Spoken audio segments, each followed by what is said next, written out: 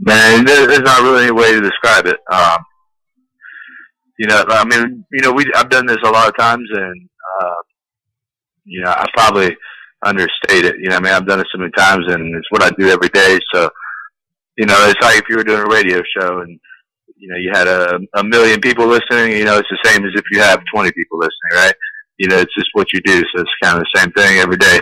But there's not really a way to describe it. I remember the first time walking out in my first UFC fight, and there's the amount of fear that you have is really undescribable.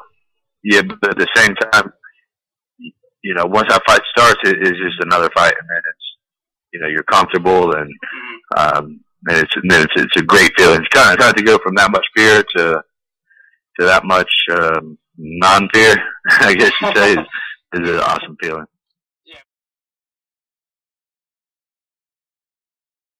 Well, you can't never expect anything in a fight because you never really know what's going to happen, and when you expect something, that's when they usually do the opposite. So I try not to really anticipate too much, but at the same time, I did kind of assume that if I got the better of him in a stand-up, he would probably look to start wrestling. But he started wrestling right away. So hey, if I was fighting myself, I wouldn't stand with me either. So it was just a natural progression of the fight.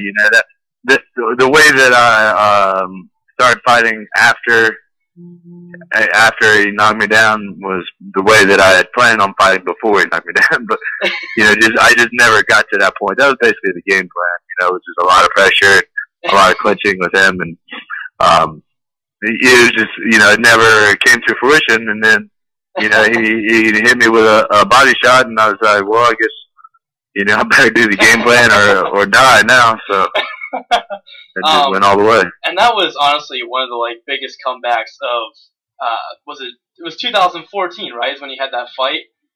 2013. Oh wow, time is. Or maybe 14. No, I think it was 14. I think it was in. Yeah, you're right. Yeah, it was in March.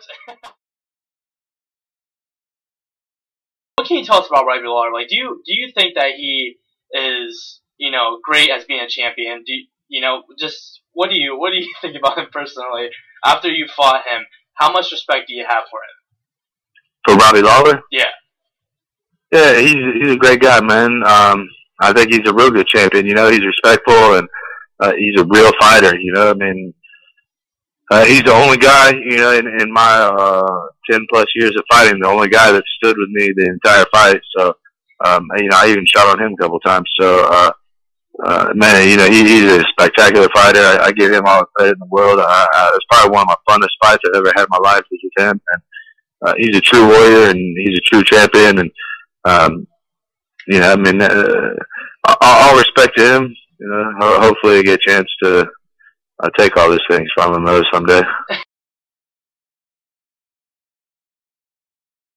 I'm still recovering from injuries from the last fight, so should be getting medically cleared within a week or two. Yeah, because I didn't know if you were going to keep on training or just take some time off and spend it with your family, or if you were going to try to get right back in. I actually didn't know you were recovering from an injury. Can you tell us what exactly happened from the past fight?